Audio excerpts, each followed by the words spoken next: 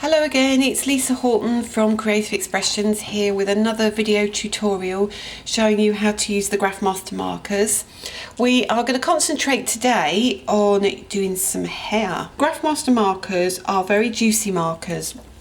They are absolutely lovely and they give you a really good vibrant tone. The markers, as we've discussed before, have a bullet tip and they have a chisel tip. Now the three colours that I'm going to pick today are number 96, which is mahogany. We're going to pick number 95, which is burnt sienna, and we're going to pick number 99, which is the bronze.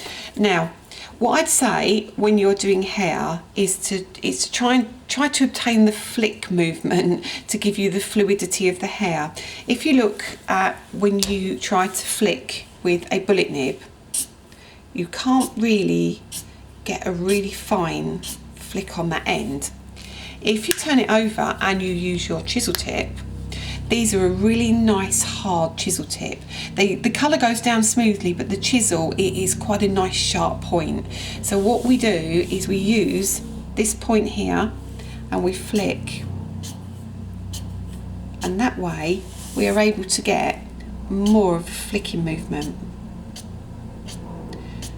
So what you need to do is flick away from you, and what I'd say is practice with your flick for a while until you do anything else. Here you will see I've done this one in greys, and this is with the flicking movement as well. So this is what we're going to do just this area here today. Let's start with our mahogany, number 96.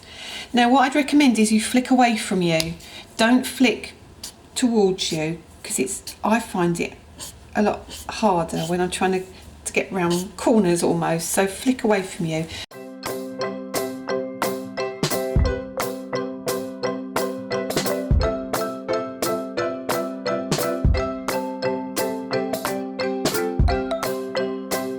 We've got very messy round here, but we know we're going to colour that in anyway, and you'll find that you'll lose all of that once you start to colour in, because it will blend in. Now on my original image it's easy to see, but in here, the little bit underneath here is going to be slightly darker. So what we'll do, turn him away, and we'll do that bit in the middle as well. Being very naughty, and I'm flicking back this way just for ease in that small area. Okay, so although we look messy, don't worry, this will start tidying itself up almost when we start layering it up. So we're going to go in with the next colour. Turn it back around that way and layer more, but don't go down as far.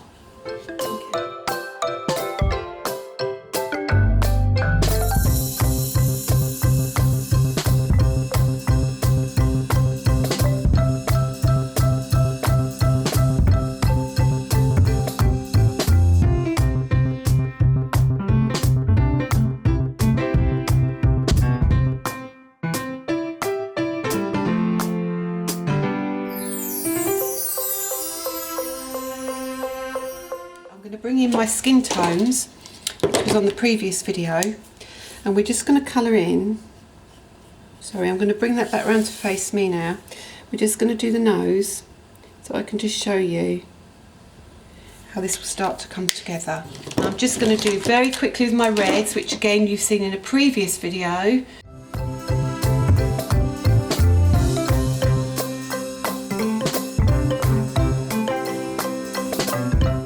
Hair changes completely once you've put on the other areas, so you really mustn't worry if you're going over areas which you're not happy about.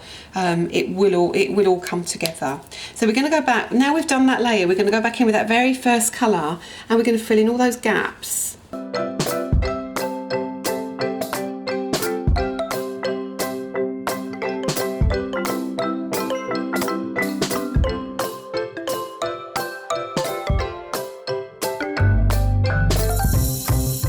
You can see where I'm starting to blend it all together against where it was rough looking.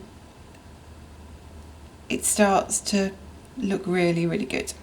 So we'll colour, oops, Shouldn't go down, always go up, an upward movement. Then we need to go back in with our darkest colour. This is one thing I would recommend that you do. In this piece in the middle here, we'd like to have that just a little bit darker, so we'll go around the edges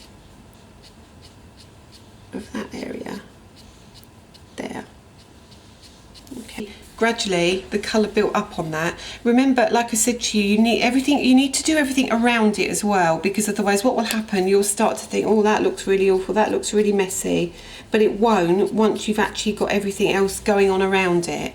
If you find that's too heavy, one really good thing you can do is bring in either an orange or a yellow.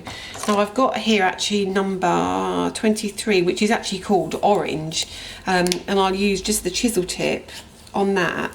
If you just want to bring some highlights in, you can just flick away.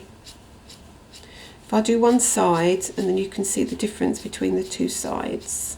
So if you use the orange and literally flick as you would flick with any of your other colours. Got a few areas that we need to get rid of, so always when you're using your blender, push the colour back in.